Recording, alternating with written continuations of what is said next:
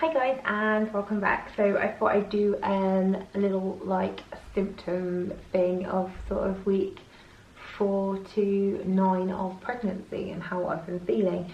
And I've had a little look back at my other video and it's quite similar actually, and I completely forgot. So once obviously we'll get past the kind of test date thing, so we'll kind of go post sort of 5 weeks pregnant.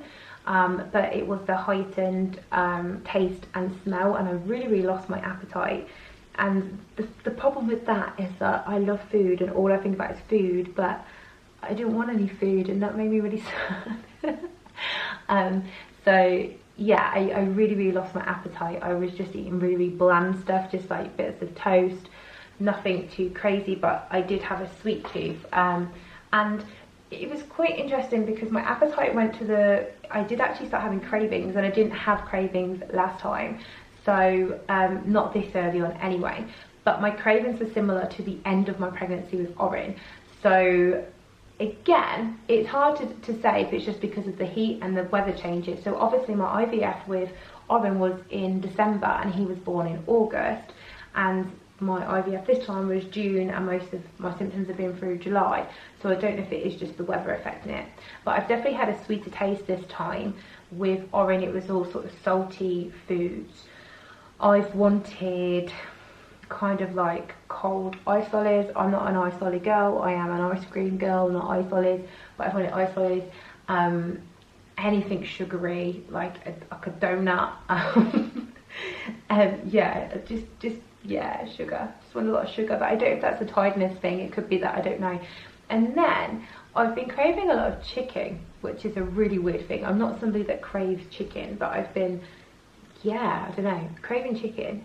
Make chicken sandwiches, but I've been making like my own at home that are healthier than the chicken sandwiches. So that's been interesting. My skin, I would say, has got better. Now I don't know if that's because I've been on prenatal vitamins and they're quite similar to beauty ones, but my nails have been amazing, and my nails are awful, absolutely awful, but they were really good last time. But Tom has the most amazing strong nails, and I just don't know if it's because his DNA is in me at the moment that my nails are amazing. I had one spot this time, and last time, just looking back at my video, I had a lot more blemishes. Sorry, it's windy again. It's just always windy by my garden, so if you can hear squeaking, that's what it is. Yeah, so my skin's been kind of glowy, and I've also changed my skincare, so it's really hard to know, but it feels like it's not dry. And I remember with my pregnancy with Orin, it went really dry at one point. It might have been a few weeks later than this, to be fair, but I started getting flaking on my hands, my skin was coming off, and yeah, it went really flaky. And ever since having Orin, I have this repetitive spot of eczema, ironically, well, not ironically, but just since.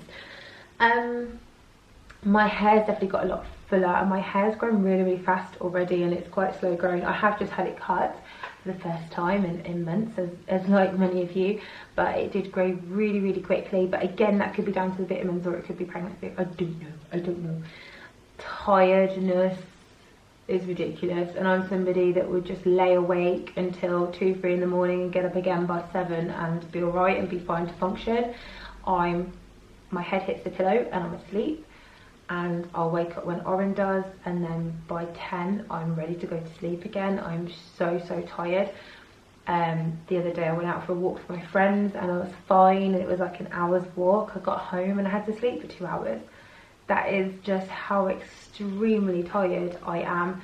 It's ridiculous, it's absolutely ridiculous. And again, I don't know if it's worse this time because I've got a toddler and my mind doesn't get to switch off because he's a climber. I will do an update video on him soon. I know a lot of people want to see him, but just because of his personality, there's no way I could film him without him attacking my phone or my camera.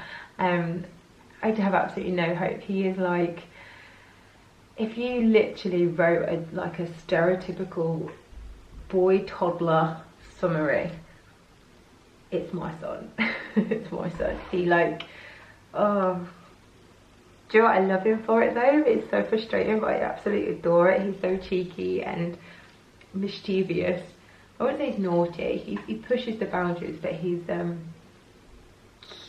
It's funny. It's really, really funny.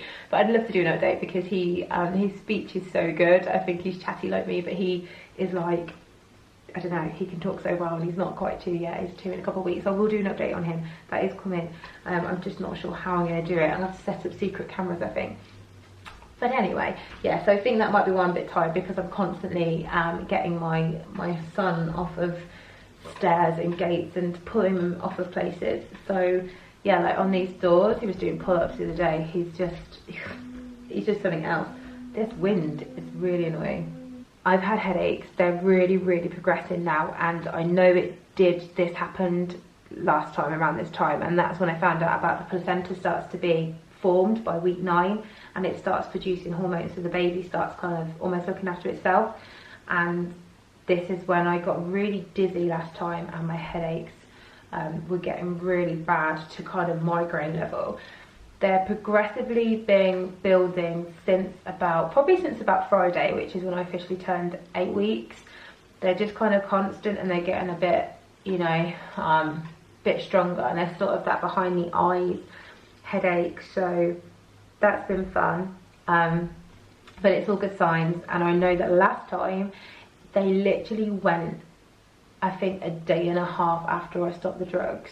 They just went, so it just shows that so much of it is the drugs, but you need them. You just have to kind of get on with it, don't you? My mood's up and down. I'm stressed because of COVID and my business, and you know, I'm worried. I am worried about having 2 kids. I think a lot of people would have this panic. I'm not going to apologise for that. It doesn't mean that I'm ungrateful. It just means I'm being realistic. I am worried, and I'm starting to think about it all.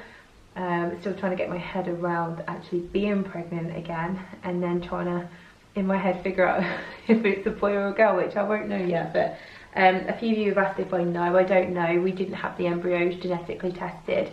We didn't really need to. I think that's more if there are ongoing issues and failures, so we didn't really need to, and it's quite pricey here to have genetic testing.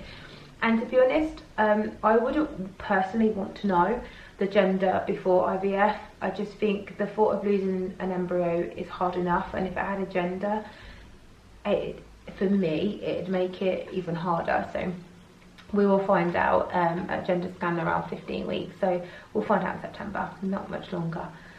Trying to think, let's think if I've had anything else.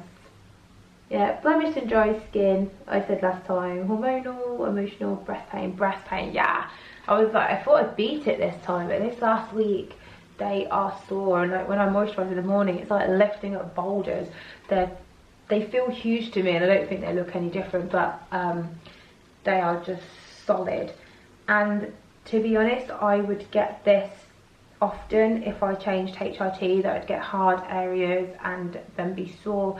So it's quite similar to that. I just think it shows that the hormone levels are building, and yeah, they are really big and really, really sore. So I'm at the point where this wind. I'm at the point now that I constantly have to have something to hold them. So I need to sleep in like a soft bra, because if I lay on my side, it is painful. So I'm at that sort of point. I think that remained through most of my pregnancy last time. I think the soreness went a little bit, but there was sensitivity there. Yeah, I think that's where I feel most hormones is in my breast. It's always been that way. They were absolutely huge with my last pregnancy, so I'm expecting the same again. My weight gained really quickly last time, and I'd say it's going the same way. I put on 52 pounds in my last pregnancy, which if you're in the UK, that is like 4 stone, which I really don't want to, I really want to avoid, because if you followed my story, I did have problems with eating in my teens, and it really does have a bad effect on me. So it's really hard. I obviously know what I'm doing. I'm pre-postnatal fitness trained and stuff like that, so I've just got to monitor it, but I'm just being kind to myself whilst I'm still on the hormones. I'm really fortunate, like the seasickness has gone now, which is good. It's just headaches now and tiredness, so I count myself really lucky. I do get bits of sickness through the day. I mainly just have to be really, really careful with my eating, that I don't eat too much, but I don't eat too little, and I eat on time, and then I tend to be okay.